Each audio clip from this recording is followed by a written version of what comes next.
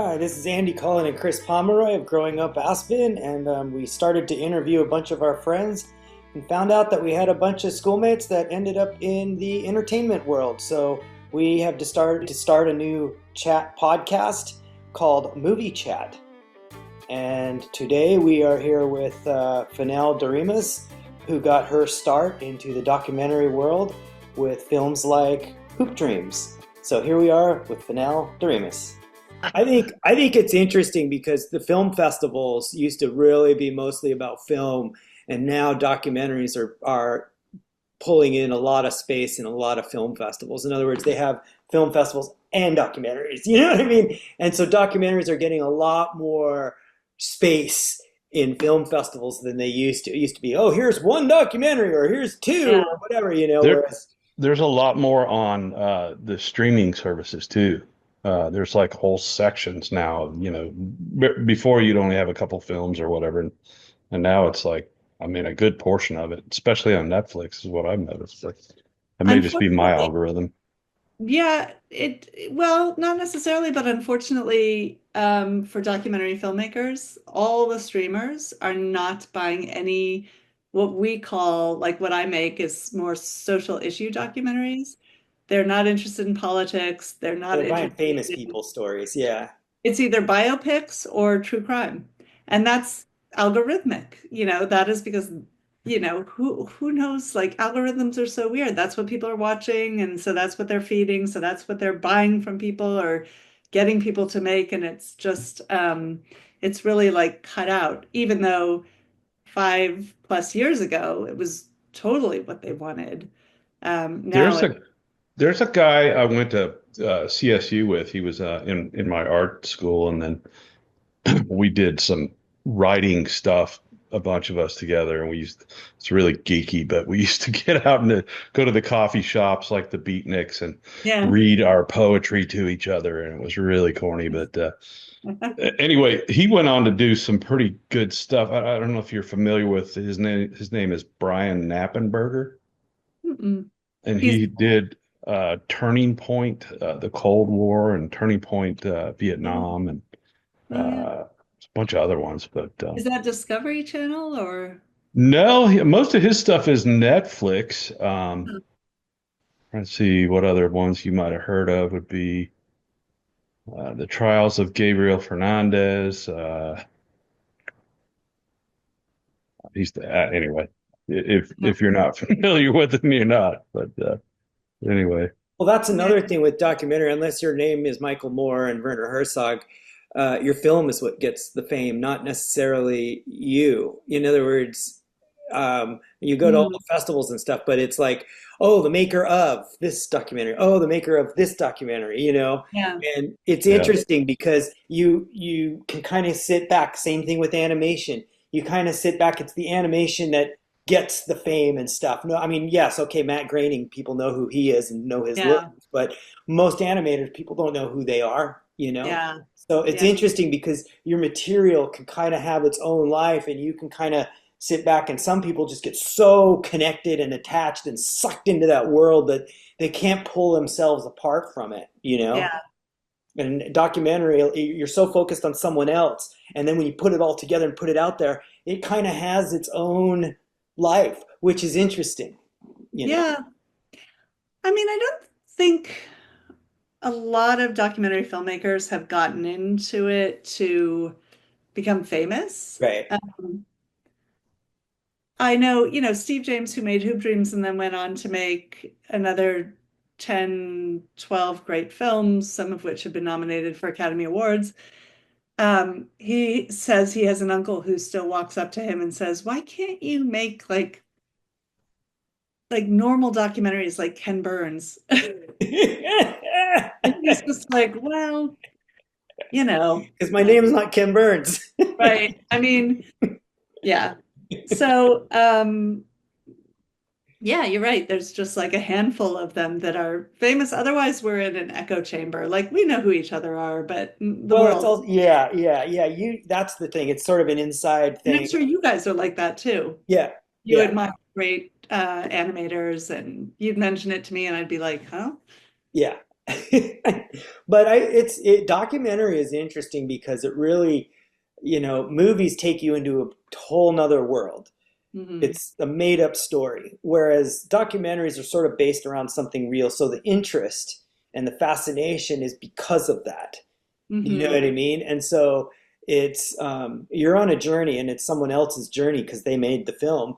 But it's interesting, and I feel like documentaries have each filmmaker has such a different flavor when you see them. Yeah. I have a friend here who is from Portland, that knows the same circles of friends and stuff, and met her at a film festival. I didn't even know her here, but Hmm. her film was in a festival that mine was in Heartland. I don't know if you've ever Oh been to yeah, Heartland's a great. Yeah. great film You festival. did a film in that festival? Yeah, yeah, it was Great. it was awesome. I got a truly moving picture award. It was a great. But Shira Nice. Laura Pagnolan has done a lot of stuff where she goes in and a lot of it is about towns and cities that are falling apart because people Oh are wow. ditching and leaving and doing stuff. And so she shows what's happening to the people in her Oh doc. wow. So it's kind of cool. What's it called? What's her name called? Laura Or what, Paglin, what's her name? and I think she's in Ohio, Uh-huh. and she's teaching documentary as well. Uh-huh. Interesting. That sounds right up my alley. Yeah. Oh yeah, she's great. She's Yeah. it's interesting too because she's a little different and Hmm. it affects her vision. Hmm. She attaches to the material in a different way because she's not. Um, I would say that she's.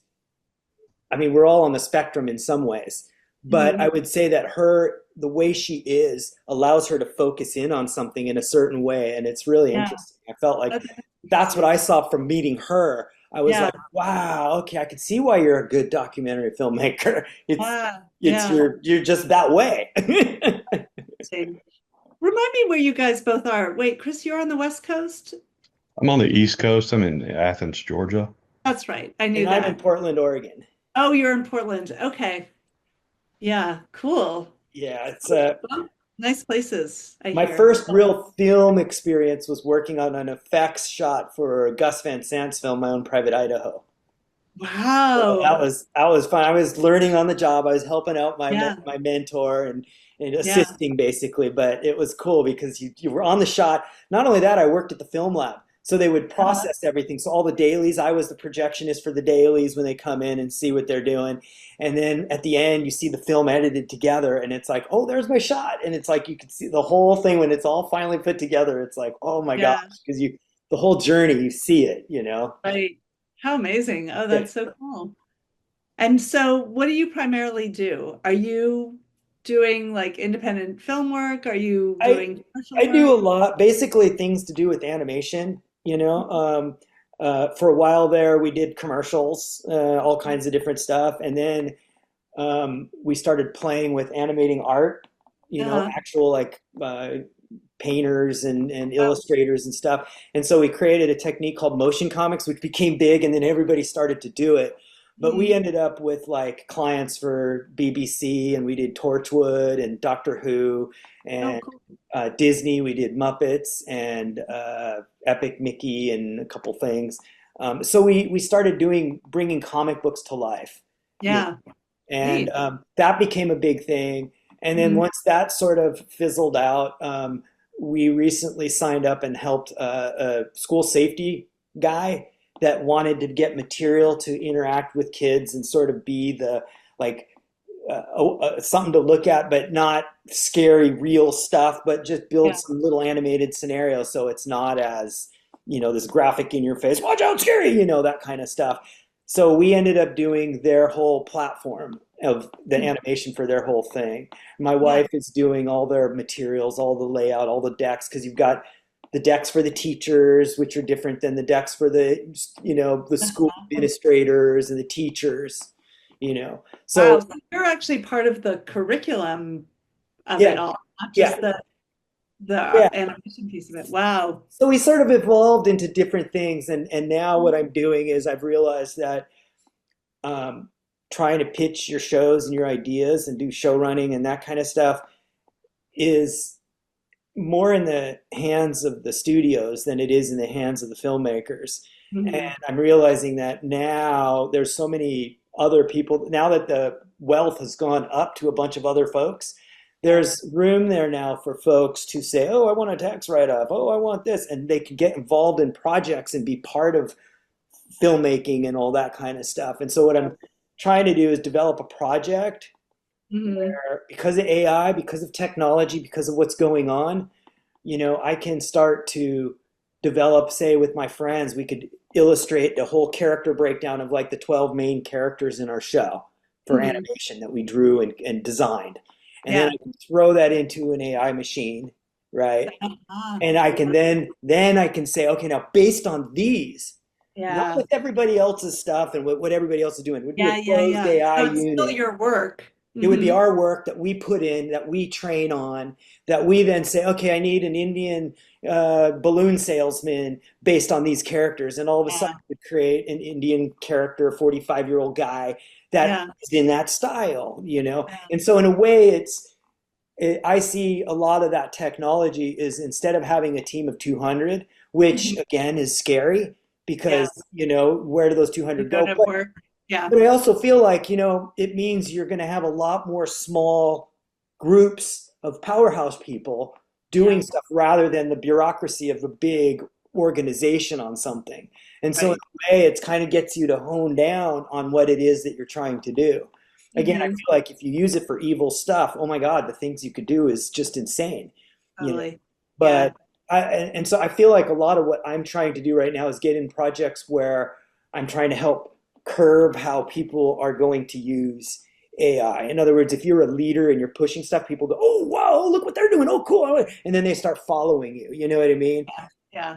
I've always been kind of on the front line. Whenever I did something like our short films, people are like, "Oh, that's really cool," but they didn't know really what to think about it. And then 3 years later, they're like, "Oh my God, we need to do a commercial like that." You know? So I Yeah. feel like being in the front, You. it's hard because you're breaking trail. And I Yeah. feel like, but I now feel like too, with the money folks, if you got something really cool, it's a way to entice folks to invest in something. And so I'm going to try and jump into that wagon. Neat. I love that. That's really great.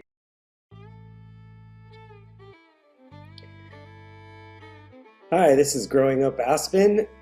Glad you enjoyed that last little blast, and I hope you stick around for a few more. We want to, the authors of Growing Up Aspen, Adventures of the Unsupervised, would like to thank you and ask you to, if you're interested, you can check out our book at twistandturnpress.com, or any local bookstore can order our book. So we will talk to you soon and hear more from some of our friends. Thanks.